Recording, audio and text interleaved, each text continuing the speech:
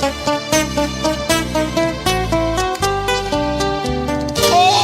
tan solo de ese apogeo me queda un retrato, pañuelos, cartas de amor y nada más.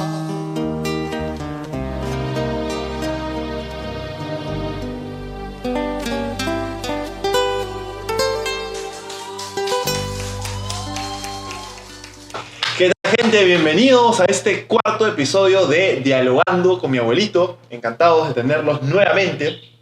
Y bueno, este episodio va a ser muy interesante porque el tema del cual vamos a conversar, me identifico con el tema porque he crecido con eso y sobre todo mi abuelito, Guillermo Núñez Urdaniga, que está acá. Gracias por estar acá, abuelito. Bravo. En todos sus años de militar y de estudios, en específico, la guerra con Chile ha ocupado gran parte de su tiempo y estudio, y es el tema que creo yo has podido profundizar mucho más. Y bueno, yo me pregunto, ¿no? ¿Cuál es la motivación que encontraste en especializarte como historiador? Porque dentro de la gama histórica y de la historia hay muchos temas. Pero ¿por qué este tema te movilizó en particular? Y para englobar un poco la pregunta, siento que al tú identificarte con este tema, creo que también identificas que hay temas que se deslindan de la guerra del Pacífico que hasta ahora tal vez no entendemos, o que nos faltan solucionar, tal vez para entender bien ese suceso histórico que nos marcó a sobremanera, ¿no? Mira, salí del ejército a los 50 años. Tuve la hermosa suerte de ir a la Universidad Católica. Correcto. Y tuve profesores magníficos en la Universidad Católica también. En el ejército también los tuve. Y los profesores de la Universidad Católica enseñaban del Busto de Turburo, Franklin Pease, José Ricardo Stock, una serie de profesores que después he tenido en la Universidad de Piura también. Han logrado hacer de mí una persona que crea mucho en nuestra patria, que crea mucho en nuestro Perú, que crea mucho en la no diferencia entre peruanos, en la no lucha entre peruanos, en la no disminución del otro como peruano. Donde comienza tu derecho, te dije la vez pasada, que termina el mío, ¿no? Invadir mi territorio no te da derecho a que yo pueda no proceder a hacerte una demanda judicial, ¿no? Debemos tener confianza en la justicia, ¿no? Para que la justicia sea quien arregle los problemas que puedan existir entre las personas. Correcto. Y no, los problemas no se arreglan violentamente, como en la guerra, no. Se arreglan a través de vías civilizadas, como indica nuestro régimen diplomático y democrático sobre todo. Correcto. ¿No? Entonces, no, la guerra no es una costumbre que sea buena para los pueblos, porque causa dolor en las familias, causa deterioro en la sociedad, y no es bueno nunca que una sociedad, como te dije, el origen de las sociedades en el primer video, y sé que perfectamente sufría como sufría la sociedad chilena, a quien respeto. Recuerda que mi madre nació en Tarapacá. Entonces, y que yo soy tacneño. Correcto. ¿No? Entonces, Correcto. esa es la razón del fervor que a lo mejor ella cultivó en mí y que encontró un terreno fértil. Tal cual mujer tacneña, que resistió cuando Tacna estaba aún en cautiverio. Claro, y aquí en Nicomé, Santa Cruz, dice un pie forzado muy lindo, dice, por nuestra sagrada enseña, que hoy flamea altiva y soberana, saque la mujer peruana, ejemplo de la tacneña. Es muy importante la mujer tacneña para el Perú, ¿no? El significado que tiene que ver la resistencia, ¿no? Claro. Bueno, entonces... Por ejemplo, escucha la primera décima de Nicomés, es linda la décima. Dice,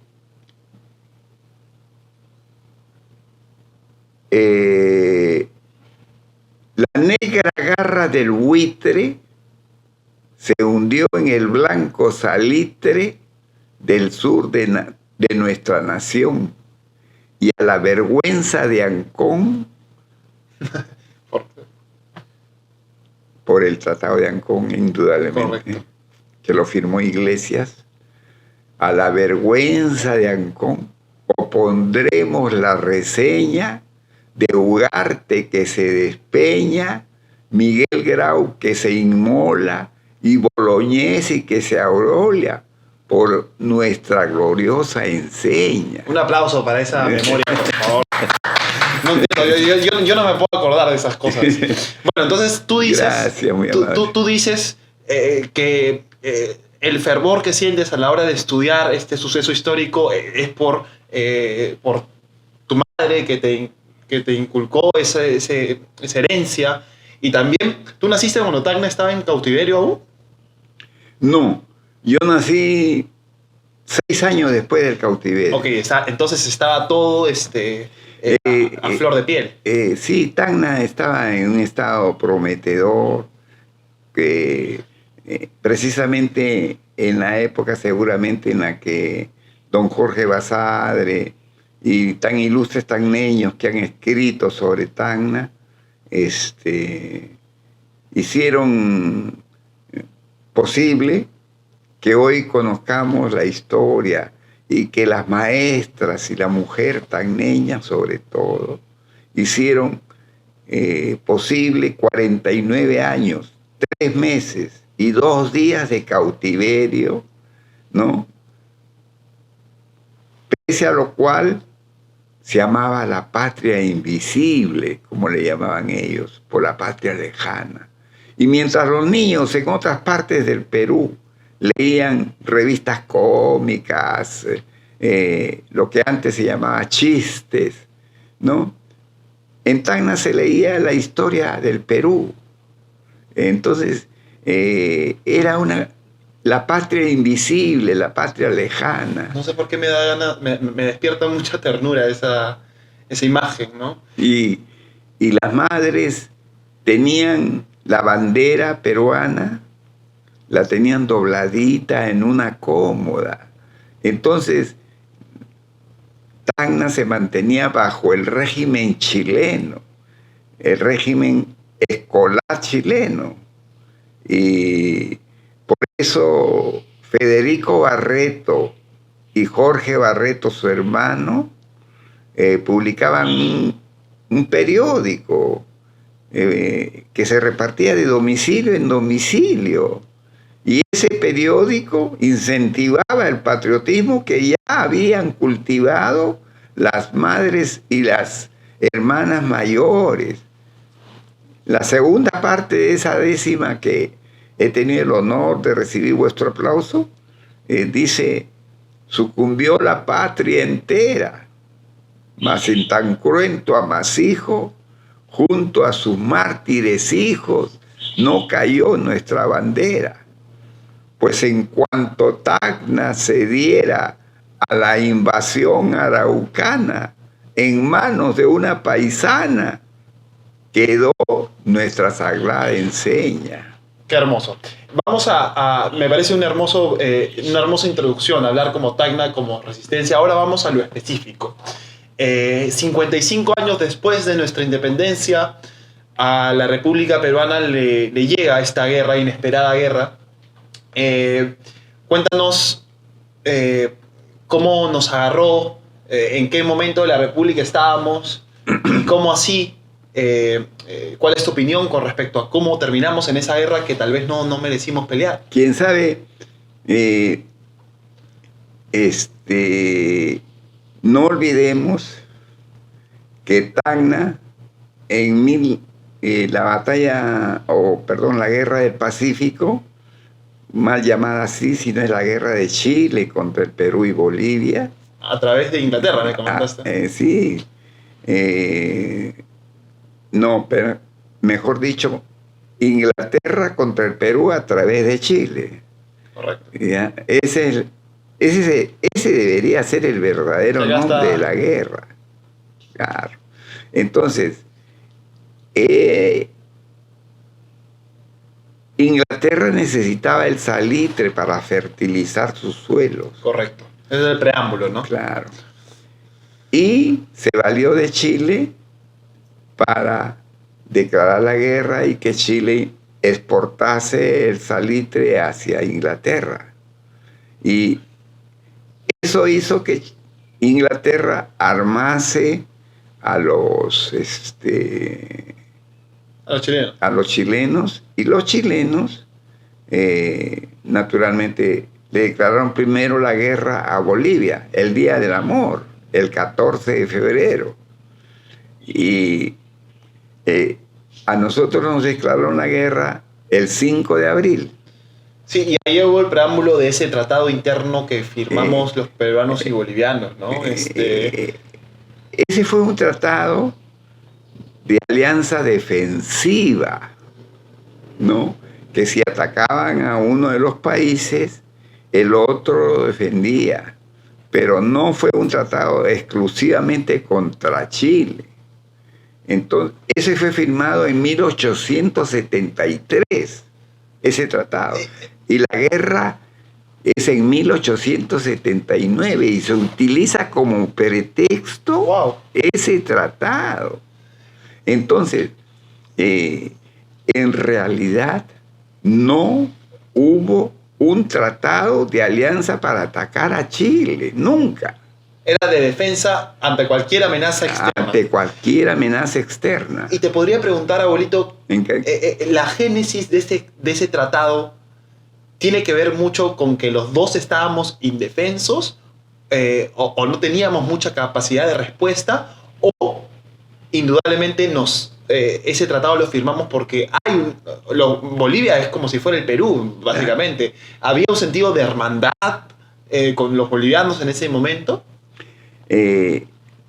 Nosotros siempre nos hemos mantenido como actualmente nos mantenemos, sin la idea del señor Pedro Castillo, que quería dividir el Perú y dejar prácticamente Puno, Moquegua, Tacna a merced de Bolivia y el Perú reducirlo para darle un corredor a Tacna.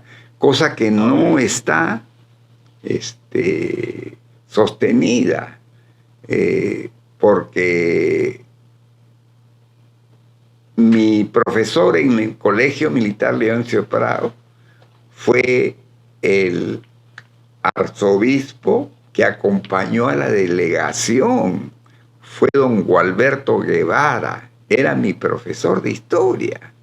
Y entonces él y Gustavo Pons Musso me enseñaron, Gustavo Pons Musso, gran educador tacneño, entonces me enseñaron cosas que realmente son indudablemente son la parte esencial de la peruanidad. Entonces, esa peruanidad es la que debemos de cultivar todos, amar a nuestra patria. Pero mi pregunta ya iba con respecto a la esencia de ese tratado que firmamos con los bolivianos, ¿era porque teníamos algún sentido de hermandad con ellos? No teníamos ningún sentido de hermandad, sino sencillamente era porque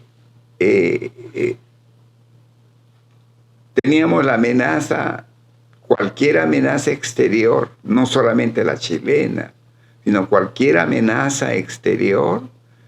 Por eso se llama tratado defensivo. Correcto. ¿No? Y se firmó en 1873. Correcto. Entonces, ellos y arguyeron que ese tratado era para atacarlos, lo cual no es cierto. Entonces, los chilenos, ¿cuál fue el hecho que marcó el inicio o la validación de ese tratado? ¿Cuál fue el hecho? ¿Atacaron una parte de Bolivia? No, es que el Perú fue muy leal. Fue y es muy leal. Entonces, si Bolivia había sido atacado el 14 de febrero y había un tratado de... ¿Qué ciudad atacaron? Vergara era el embajador chileno en La Paz, y el presidente de La Paz era un general, Hilario Ondaza. Entonces Pablo Arguedas escribe sobre ellos, y Pablo Arguedas es el autor de un libro que se llama Pueblo Enfermo. Entonces ese señor boliviano escribe algo sobre eso. Qué hermoso. Y dice que esencialmente Perú fue atacado por Bolivia. Tan es así que Bolivia después no fueron leales al pacto, porque ellos, después de que Tacna perdiera la batalla del Alto de la Alianza, los bolivianos al mando de Camacho, del general Camacho, decían, el grito de guerra de ellos, en lugar de decir adelante, vamos a atacar, vamos al Morro, vamos a Tarapacá, no decían eso, decían a Oruro, a Oruro, a Oruro. Pura huida. Entonces por la huida hacia Oruro. Yo sí siento... Entonces nos abandonaron en la guerra en que nosotros habíamos intervenido. Ok. Yo te decía antes, ¿no? Sí siento que ese acto que cometieron me parece totalmente desleal. Hasta incluso más... Yo prefiero tener al enemigo marcado. Perfecto, Chile era nuestro enemigo, pero que un país te abandone en esas circunstancias... Yo, en ese sentido, tu vehemencia me encanta, porque es juvenil, pero... Gracias. Disculpa, pero... Yo entiendo que hay que tener un sentido más global, histórico, sí. ¿O no? O sea... Sí, yo no sería tan tajante en calificarlos de traidores o cosa parecida, pero sencillamente entiendo tu vehemencia porque eres un joven y yo soy un hombre de casi 90 años. Claro, las perspectivas cambian, ¿no? Sí, y sobre todo las formas de ver las cosas y de decirlas, ¿no? Entonces, yo sencillamente creo que no estuvieron preparados para la guerra, no estuvieron mentalizados, nosotros tampoco, porque vivíamos en una burbuja, pero hay un educador que se llama José Antonio Encinas, que dice, si el Perú fue derrotado, jamás nos debemos de sentir debilitados, nos debemos de sentir agachar la cabeza, porque fuimos muy honrados, fuimos muy patriotas al defender nuestro territorio. Fuimos semejantes patriotas como Bolognesi, como los héroes anónimos, el soldado desconocido. Claro, ¿no? Todos los que pelearon en la defensa de Lima, ¿no? Claro. Entonces, entramos a esa guerra indeseada y los chilenos entraron por el sur. Claro. Ellos, los Ángeles del Salitre, que eran ingleses, los hermanos Port. Lamentablemente también se han radicado, no lamentablemente, sino son ingleses que viven acá en el Perú. Hay Port, y yo he tenido compañeros de colegio Port, tengo amigos Port, pero Ángel y Oliver Port eran los ángeles del salitre. Y te expliqué la otra vez que explotando el salitre de Antofagasta y de Atacama, que en esa época eran bolivianos, Correcto. Tarapacá era peruano, entonces en esa época murieron muchos chilenos explotando ese salitre. Y te dije que el concepto de patria es cuando hay muertos. Uh-huh. Y defendían eso a cabalidad. Entonces, sencillamente ellos también hicieron su parte de la guerra. Correcto. ¿No? Entonces, eso no desdice para nada la labor patriótica de los chilenos en el sentido de defender sus intereses. Pero resalta, ante esa labor, resalta la labor patriótica de los peruanos. Sí, y eso es lo que hay que salvar, ¿no? Claro. Por más que fue una guerra perdida, creo que dejamos muy en claro cuáles eran los valores de nuestra patria. Y de eso hay que sentirnos... Muy buena tu pregunta, porque me permite recordar la última carta escrita por Francisco Bolognesi a su esposa, ¿no? Y le dice, estamos resignados a hacer el pacto de la boda. Seguramente en aquella época no había torta ni cosa parecida. Entonces las bodas se celebraban con patos, con aves, con pavos, patos, qué sé yo. Entonces, estamos resignados a hacer el pacto de la boda, entre comillas lo pongo. Esas son las palabras de Bolognesi, ¿no? Y defenderemos la plaza hasta morir, le dice a su esposa en la última carta. Despídeme de mis hijos y de mis yernos y a todos darles un fuerte abrazo, ¿no? Entonces, él se despide con toda serenidad, con toda hombría, ¿no? Me contaste, discúlpame que te interrumpa, que Encantado. estaba Pérez Roca ahí, era un argentino, ¿no? Estuvo el hijo de Sáenz Peña. Sáenz Peña, discúlpame la equivocación. Sáenz Peña era un argentino. Sí. Que Bolognesi, me contaste que le hizo que se vaya, ¿no? No. No lo hizo pelear. No. More, el almirante More, había comandado un barco el 21 de mayo, la batalla de Iquique. Había comandado ese barco que era la Independencia.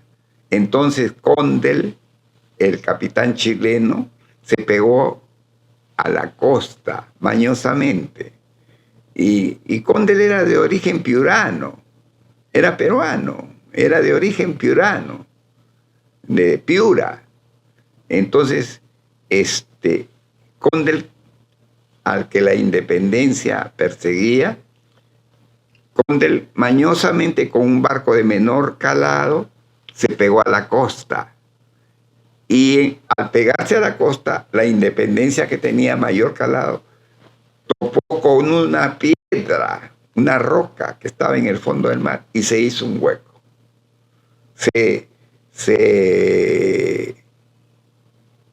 Prácticamente naufragó. Entonces More, ante esa falla, fue a defender a la patria, al Morro de Arica, y andaba de civil. Entonces Bolognesi le ordenó que, siendo él un héroe, ¿por qué no lucía el uniforme de la Marina de Guerra del Perú? Correcto. Entonces lo mandó a uniformarse y se presentó uniformado el día de la respuesta al mayor Juan de la Cruz Salvo, ¿no? El mayor Juan de la Cruz Salvo era el parlamentario chileno que, como te dije, vino a pedirle la rendición de la plaza del Morro de Arica para evitar muertes, derramamiento de sangre. Entonces, Roque Sáenz Peña y More se pararon al mismo tiempo, estaban sentados, se pararon y dijeron: pelearemos hasta morir. Y Bolognesi y todos lo imitaron, todos los que estaban en el cuarto de la respuesta en Arica, y todos los imitaron y se pararon: pelearemos hasta morir. Inclán, ¿no? Todos los bravos del Morro. Y el mayor Juan de la Cruz Salvo dijo: bueno, mi misión ha terminado, he escuchado la respuesta de todos sus oficiales, me retiro. Entonces Bolognesi les dijo previamente, no después de que se fue el parlamentario, sino delante del parlamentario. Bolognesi tuvo la hombría de bien de decirle: yo tengo 71 años, he vivido ya la vida, ustedes son jóvenes, pueden disfrutar de la vida. Nuestros esfuerzos y nuestras entregas no son iguales. Yo puedo morir, ustedes no. No les daba a entender eso.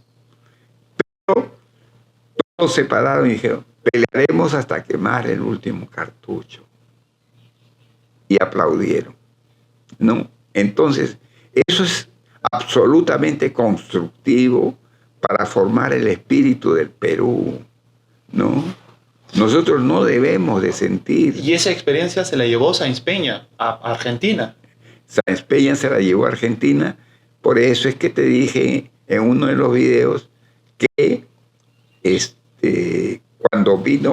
cuando ya era Sáenz Peña presidente de la Argentina, hijo del presidente que había sido en representación,